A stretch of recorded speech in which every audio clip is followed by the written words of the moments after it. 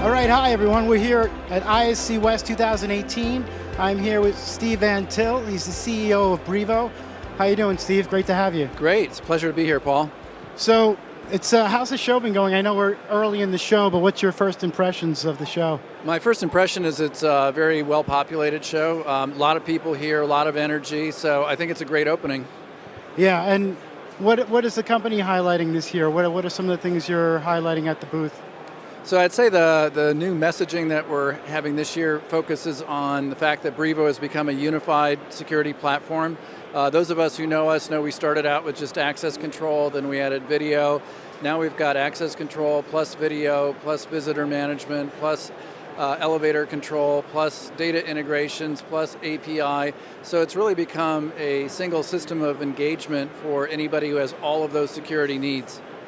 The second thing that we're really crossing our fingers over, we entered one of our new hardware products, the ACS 300, into the new product showcase this year. Oh, great. And a couple of things that are really unique about that product are the fact that it's probably the most cyber secure piece of hardware in this show. And then it also combines multiple types of connectivity like Ethernet plus Wi-Fi plus Bluetooth with an expansion option for both Zigbee, Z-Wave, and cellular. All in a single access controller. Yeah, that's a really important distinction with the cybersecurity side of things. And can we talk a little bit about cyber and you know the inherent benefits of being in the cloud for cybersecurity? Sure. The number one benefit of the cloud for cyber is that we, like probably any other good cloud provider, have a full-time team of people who are doing nothing but cyber.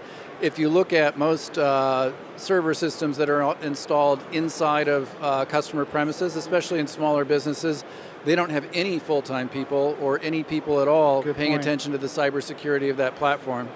Yeah, you're right, absolutely. And I did want to bring up your book. I know it's a very interesting book on 5 technology trends. Can you talk about the book, the title, and the focus of the book? Sure. The book came out in September of last year, so roughly 6 months ago.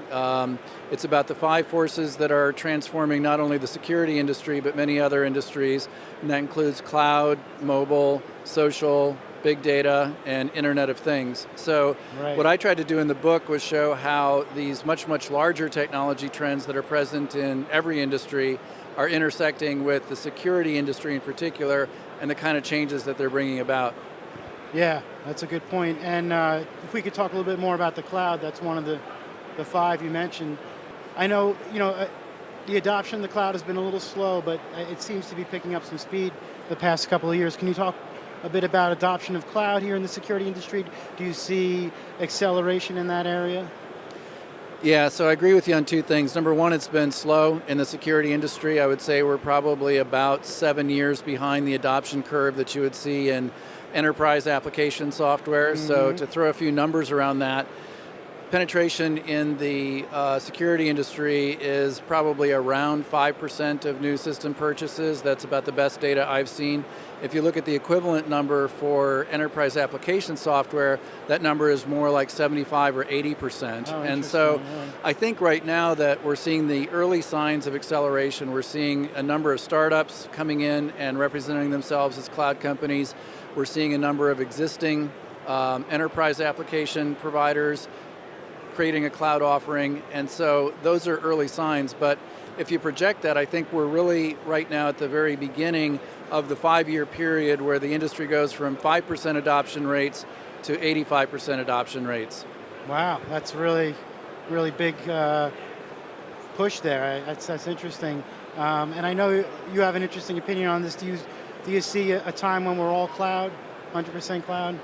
Yeah, I do see a time when it's 100% cloud, and one of the reasons, if you look at any kind of technology that's out there, eventually the old technology is no longer in use at all because nobody's making it. And so if you think about what's going on right now, recent headline from Microsoft that they've completely shifted their corporate emphasis away from Windows and onto the cloud. Now, for the company that basically created the PC era, or was the single most dominant company in the PC and on-premise server era, to say this is now a second-tier offering, that's a tremendous shift. And I think that's a bellwether for what's going to happen to all the people who built applications on top of that older model. Yeah, and can we talk a little bit about, I know, the cloud is talked about on the SMB market as a good solution. Can you talk about the enterprise and how it could be leveraged? Because I know, they have big IT departments, but they keep a lot of stuff on premise. Do you see the enterprise moving to the cloud? Yeah, I see enterprise moving to the cloud, and the data that I'm looking at is actually Brivo's own data. So if we look at the data from the point of view of the number of accounts, we see a huge number that are in the SMB space, 1, 2, 3, 4 doors, and that's kind of always been the place where cloud was pigeonholed. If we look at where the majority of doors are coming from, in other words, where most of the revenue is coming from, it's really from enterprises. It's from people who have more than 10 doors, and given that the industry average per access control job is 7.6 doors, what that says is about 60% of the customer adoption that we're seeing is in spaces larger than the average. I wanted to ask you about this because I know you have an interesting theory on how cloud kind of enables all this new tech that we're seeing. Can you talk about how the cloud is so important to people, leveraging some of the new tech that everyone's been excited about? Sure. So in the beginning, cloud was really viewed on the basis of its own merits. Cost profile, rapid adoption, ease of deployment, things like that.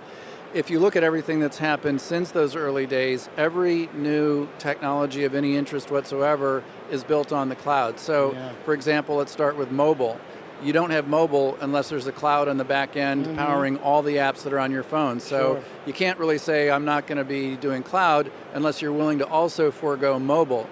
If you take a look at the Internet of Things, every single Internet of Things company is also a cloud company. So you can't say, I'm not going to do cloud without foregoing Internet of Things. Right. If you look at what's going on in AI and machine learning, the platforms where that's being done for most applications, again, in the cloud. So all of these new technologies that are interesting in their own right are built on top of a cloud foundation. So you simply can't say, I'm not going to be interested, or I'm not going to do the cloud, or the cloud's not the way to go, because you're essentially giving away all the technology that has come in the last 10 or 15 years since the cloud was first introduced.